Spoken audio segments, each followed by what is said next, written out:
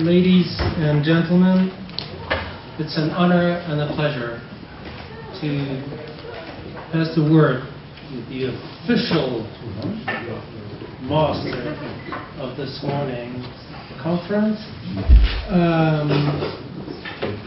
I just wanted to welcome you on behalf of the Center of French Civilization and Francophone Studies of the University of Warsaw, which is one of the partners of this venture, with ECFR and with the French Embassy. So let us work. Thank you. It is a paradox and a surprise to have a conference at the Center of French Civilization in English, for all languages. And let us just not hope that this is not a harbinger of things to come. But with this reservation, it is an immense pleasure to welcome you all to this debate, which I have the pleasure of moderating. My name is Konstanty Gebert. I'm Associate Fellow at ECFR Warsaw. And debating the aftermath of the Arab Spring and the policies of the EU, we have three excellent speakers.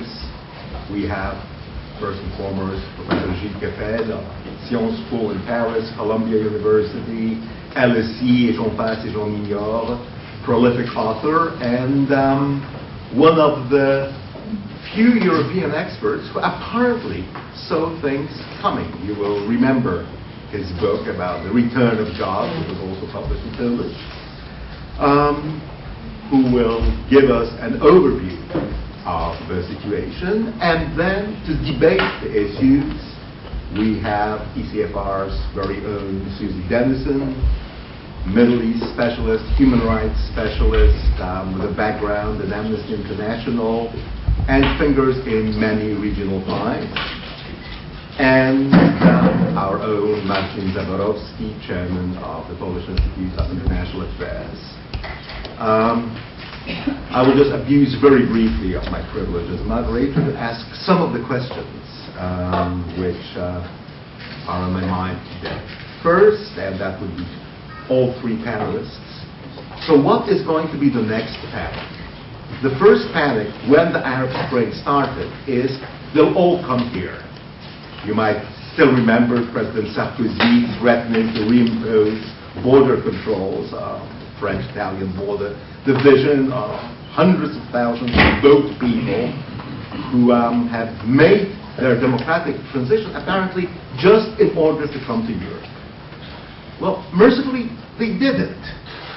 So the current panic is, no, they'll all stay there and create problems for us there. How justified is this panic? How justified are the prophets of doom and gloom who say, okay, the spring is over, we're in for a long Arab winter, Islamism, oppression, authoritarianism, all the other nasty things Europe sees when it looks south.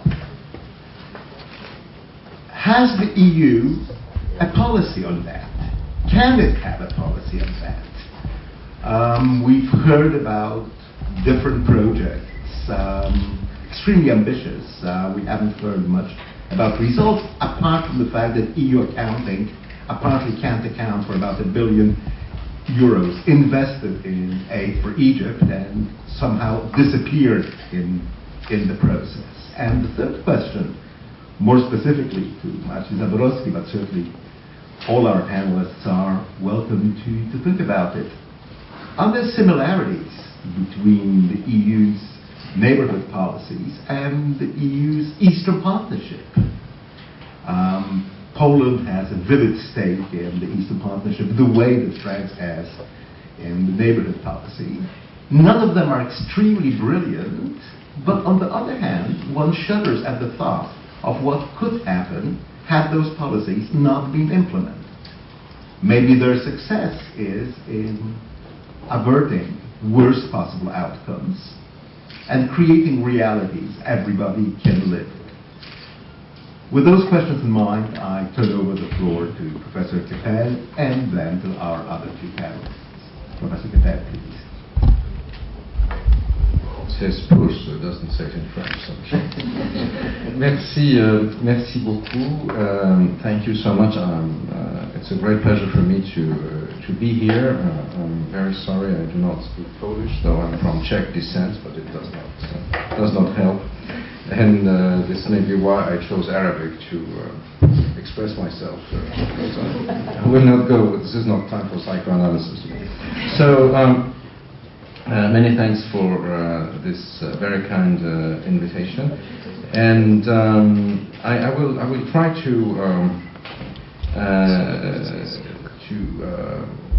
tackle the issues you just dealt with this question you asked. Is this all doom and gloom, and is the Arab Spring going to turn into an Arab winter? So even though it's in English, I play the Frenchman and start US bashing. So you will see that we're really at the French Center.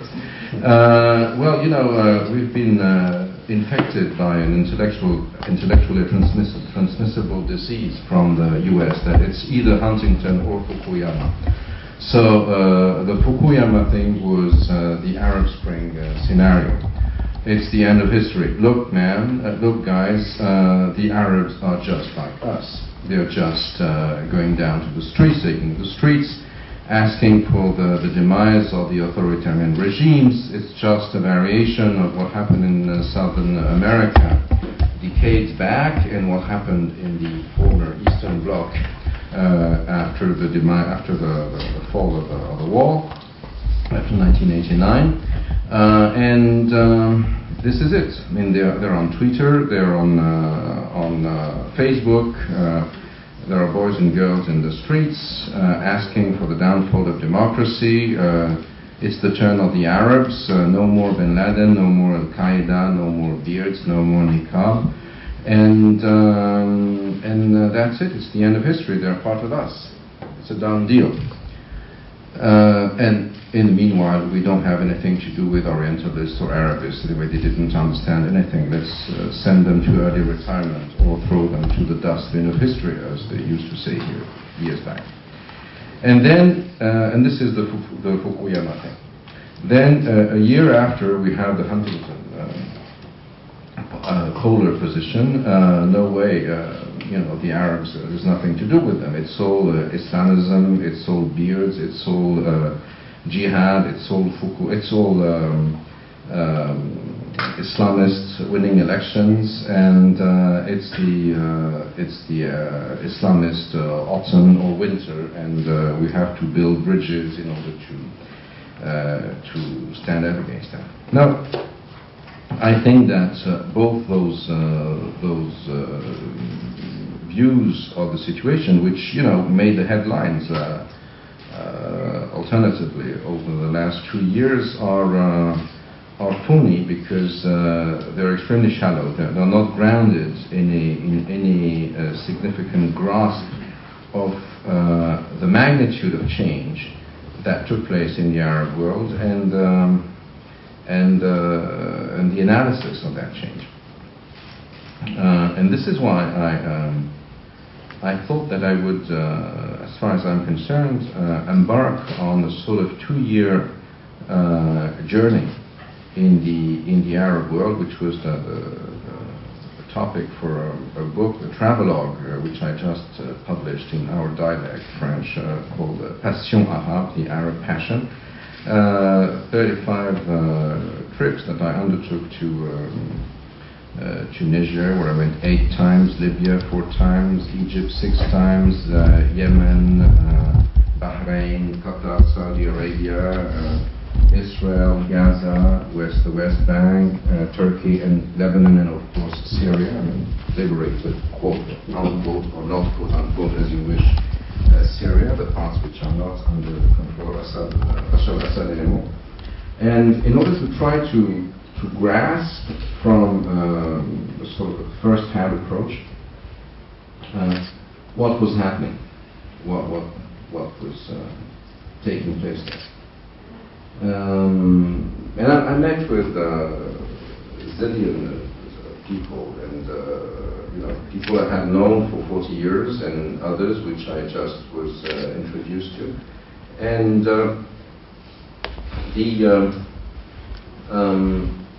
in this sort of contrasted picture, the first thing I would say is that what has really changed is that, for better or worse, Arabs have seized or have grabbed, if you wish, freedom of speech. Something which was largely confiscated after independence by powers that be and by autocratic regimes, whether they lean toward the former Soviet bloc or the West. And this is a process that cannot be challenged. It's a movement from the depths of society. Where it will go is still subject to questioning. And some say already in the Arab world that, for instance, I was in Tunisia last week, and it's not infrequent to hear a taxi driver or whoever say to you, well, Ben Ali was a bastard and we had no freedom, but we had jobs.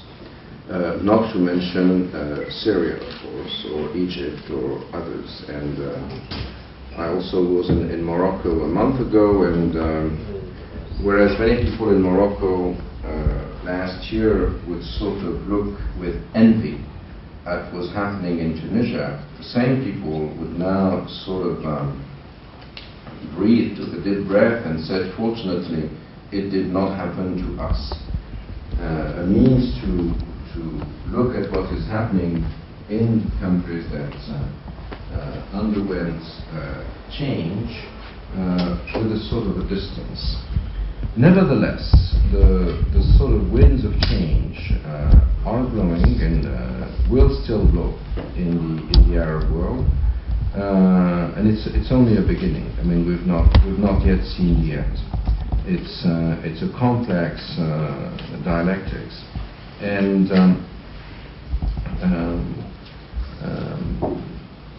I would try to put it in perspective slightly,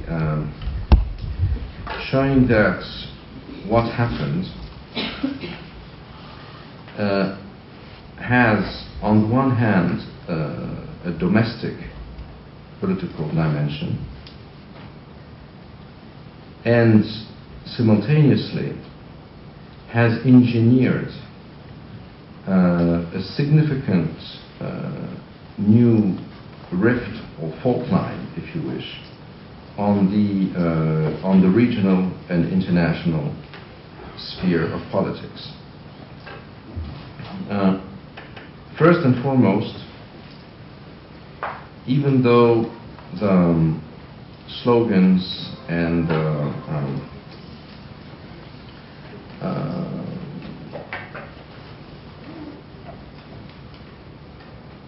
the ideas sort of travel from one country to another. And for those of you who have Arabic, the most famous being الشعب يريد إسقاط النظام, that is to say the people want the downfall of the regime, traveled from Tunisia to Egypt and then to Libya, to Syria, to Bahrain, to Yemen, to Oman and other countries.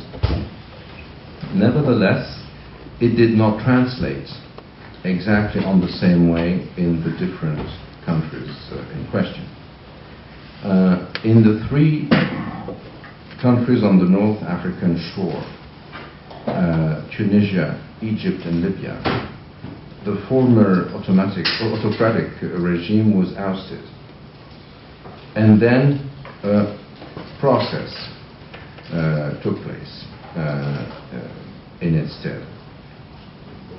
In the two countries of the Arabian Peninsula, Yemen and Bahrain, as you know, the regime was not really ousted. In Yemen, it was choked to an extent. Former president's second in command replaced him. And in Bahrain, the revolution was aborted by Saudi and other Gulf Cooperation country troops a month after it began. And in the Levant, in Syria, the revolution translated into civil war from the domestic side, and the major area where two coalitions are now fighting.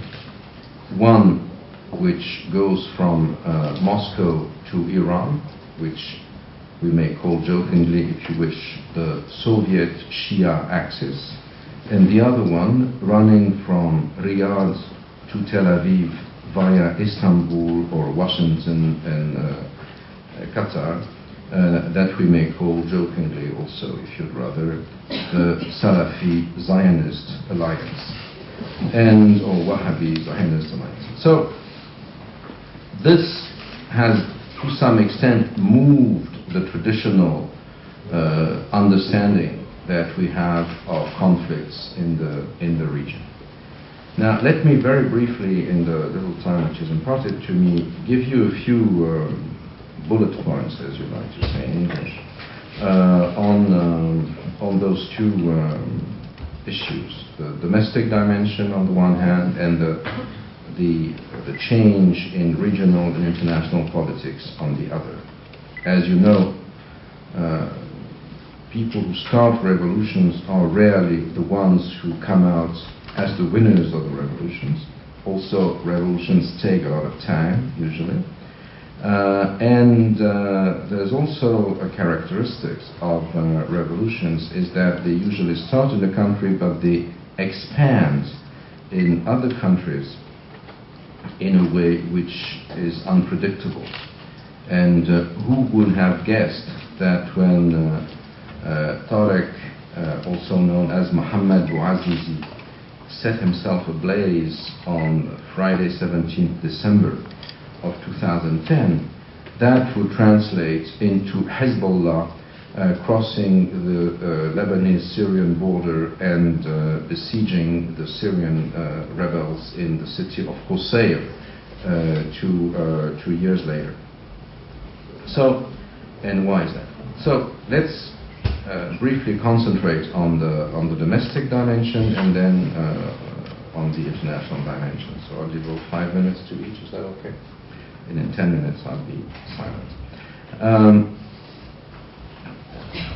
In the three countries of North Africa, what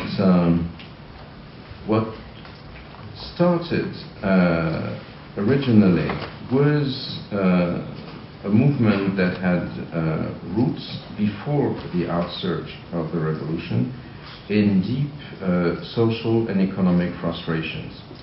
And that was epitomized by bad governance, by the fact that rulers like Ben Ali and Mubarak, in spite of the shoe polish that they put on their hair, were people who had largely exceeded their time. The reason why they stayed in power was largely due to the threat that 9/11 posed to the West and also to their own middle classes.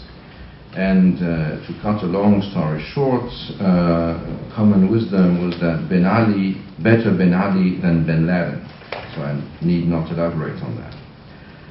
But in spite of their of the shoe polish, nevertheless, the way they dyed their hair, those autocratic regimes were less and less Machiavellian, i.e., less and less apt to deal on an astute, autocratic way with the challenges posed by society, by changing societies.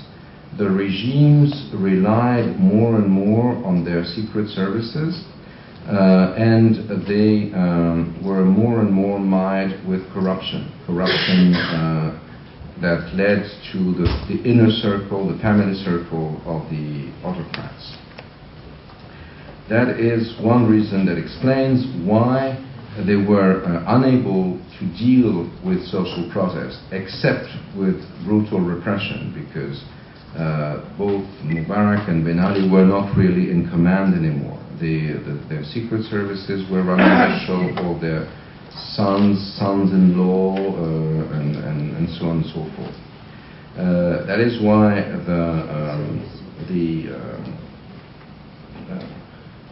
when Bouazizi set himself ablaze, there was immediate repression. Repression led to solidarity, to more mobilization. That is also why in Egypt the secret police would beat to death a young man who was a young internaut, Khaled Said, leading there again, triggering solidarity that had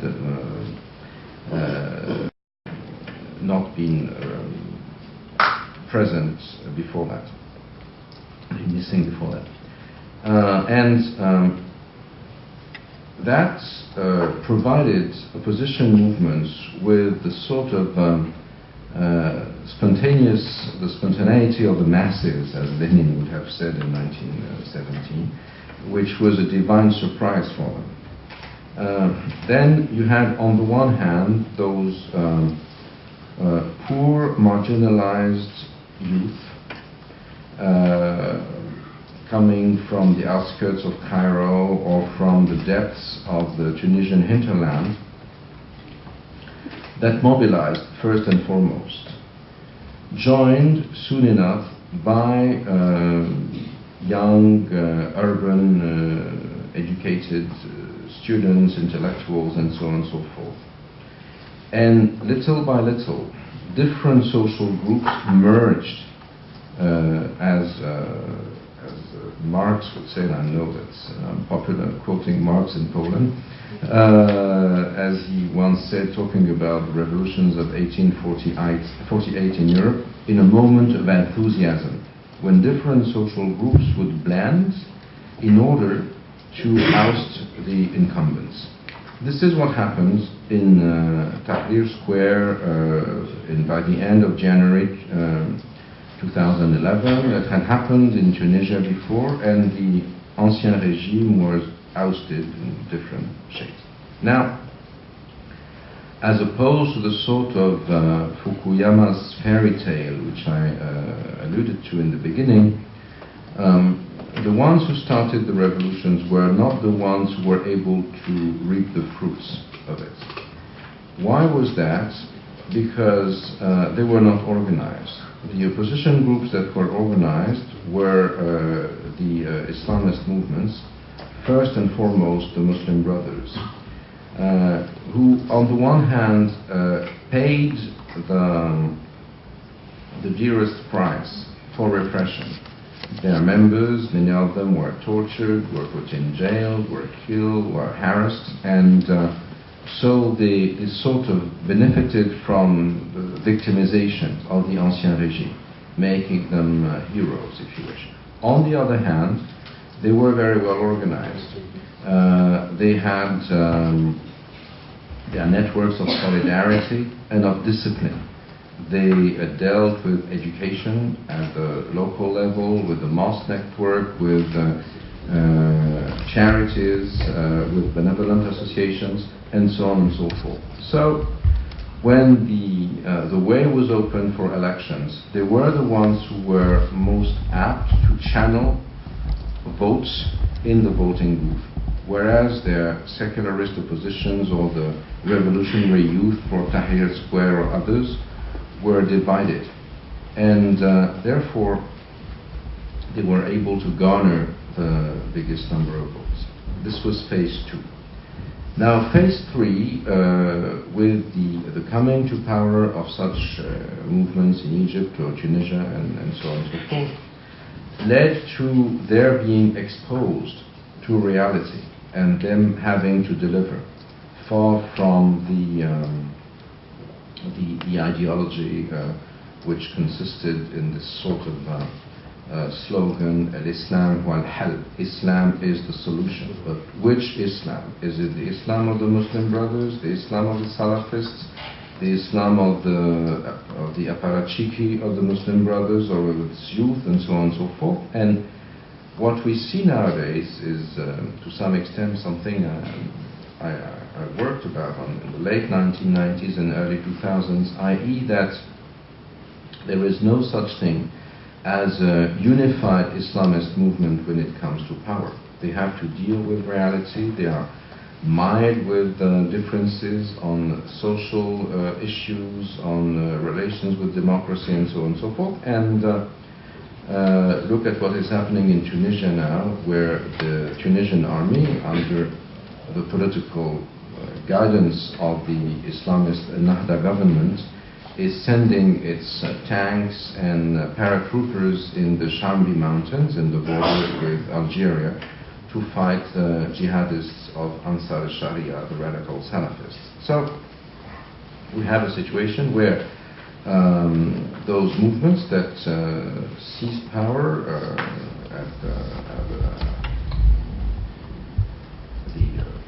in the elections now look like they are unable to deliver politically, and they face both civil society resistance on the one hand, and also social retaliation from groups who espouse Salafist ideology as a means to translate their social grievances into public discourse, which is of course a paradox, because Salafists and Wahhabists look mainly towards Saudi Arabia as a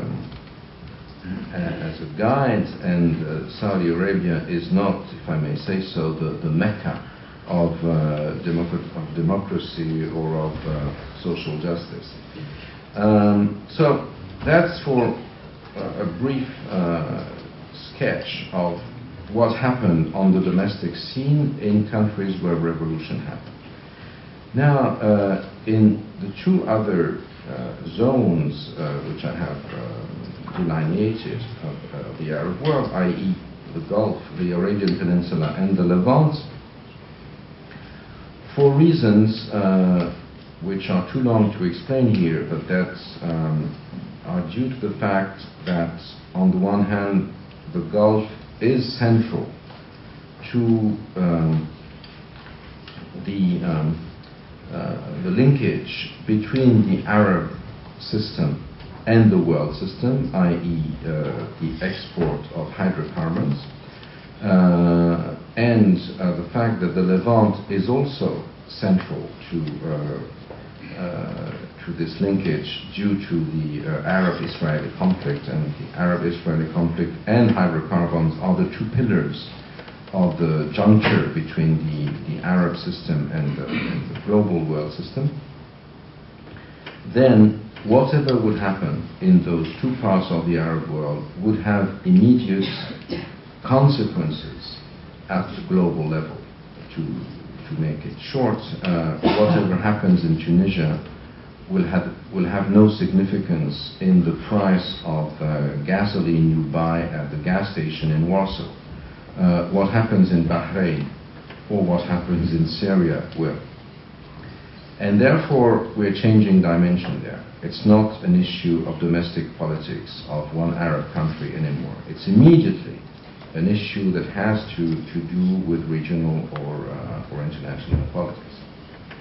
And talking about Bahrain, for instance, Bahrain, which has a majority Shia population, was perceived as a threat by its Sunni monarchies neighbors for two reasons. A, because it would be an example for and a precedent for the ousting of a monarchy in the region, and B, because this country, being majority Shia, could become an ally of the Islamic Republic of Iran, their common nemesis. Just like Iraq, strangely enough, after American neocon-led invasion of 2003, had given way to an Iraq which is now under at least in the government side, under Mr. Maliki, which is now the best ally of Tehran in the Middle East, which is, of course, a paradox which is rarely mentioned in a pro-US circle. And so, therefore, the revolution was aborted. It was aborted, and Gulf monarchies who do not consider slogans for democracy, change, social justice really as music to their ears, were keen to sort of divert the strength and the energy of Arab revolution against their own enemy, i.e. against Iran. That represents a threat for them, because if Iran has access to nuclear power, then the Persian Gulf will become an Iranian lake. And therefore, boosting anti-Iranian and anti-Shia rhetoric was clearly a major issue for the safeguarding of those GCC Arab Sunni petromonarchies. This led to Syria becoming the proxy battlefield for all that. I mean, the Syrian revolution started with the same slogans as the Arab revolutions. It was a population, a civil society fighting against the autocratic Ba'athist or post-Ba'athist Assad family regime. But soon enough, the conflict was taken hostage by two forces. At first, it was the denominational dimension of Syrian society, which led to the fact that the rebellion was largely dominated by Sunni majority, whereas the people on the side of Bashar al-Assad were mainly his own denomination, Alawis, which are a sort of anti-Zionist Shia sect. The Christian, the Ismaili, the Druze, and other coalition of the minorities, plus some Sunnis, which immediately turned which would step by step transform the revolution into civil war on the same pattern that we saw previously in Lebanon or in Iraq, with Christians against Muslims or Shias against Sunnis, Arabs versus Kurds, and what have you. And also, it was taken hostage by those two major groups fighting for hegemony over the region, and mainly over the issue of Iran and its desire to control the Persian Gulf. And there, what we have in Syria is two coalitions fighting each other. The first one, which I facetiously called the Soviet Shia axis, is on the rise now, because they don't have many problems with public opinion, with human rights, and so on and so forth. It is flooding the Syrian regime with ammunition, which is flying or being shipped into Tartus, into the erstwhile Soviet and the present last Russian base in the Mediterranean, in an area which is gaining new importance, because, as you know, the Eastern Mediterranean is becoming an offshore gas exporting country, and it is being flown from Iran over Iraq, and even more so, manpower was provided recently, with Hezbollah providing boots on the ground, which has changed to some extent the type of the battle. Now, why are they so keen on having? Why are the Iranians and the Russians so keen on having Bashar al-Assad's regime remaining as it is? For Iran, it's a quintessential issue for survival, because Iran had made of Syria, Hezbollah, and Hamas, to an extent, its advanced defense line, because they had direct access to Israel. They were a significant threat to Israel. In 2006, Israel, in spite of its might, was unable to win the battle against Hezbollah in the 33-day war. A year later, Hamas seized power in Gaza, together with Iranian help, and then Iran has had three borders with Israel: Hezbollah in the north, Gaza in the south, and Syria on the northeast, which was a very significant access or leverage to retaliation if ever any attack was planned on Natanz, on the Iranian nuclear facilities. If you wish, for the Iranian regime nowadays, the downfall of Syria, of Bashar al-Assad's Syria, would be tantamount to the downfall of Afghanistan in 1989, which paved the way to the disappearance of the Soviet Union, because it was clear that there was no more Red Army that was able to face any challenge, any military challenge. And for Russia, of course, it evokes bad memories. Add to that Libya, add to that Yugoslavia, and therefore I think the Putin government is very keen on maintaining this balance in the West. That's one thing.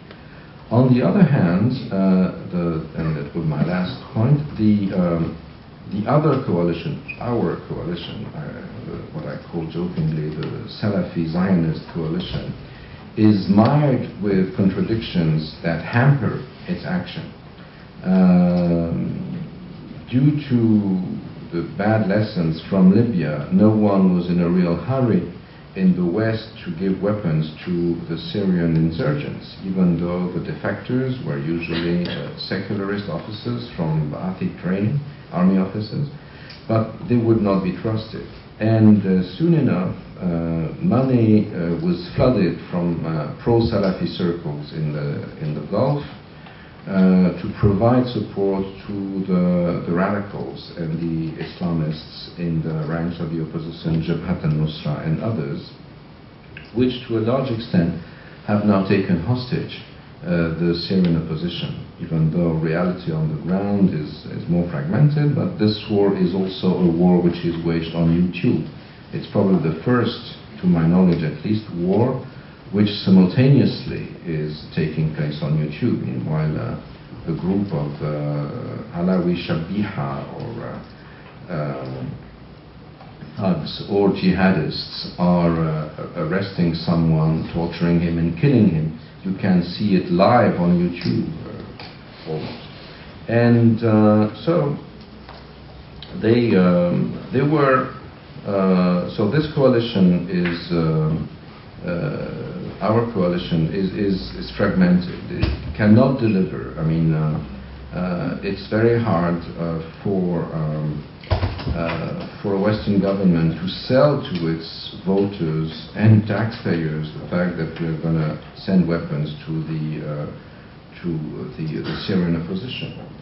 The guy who was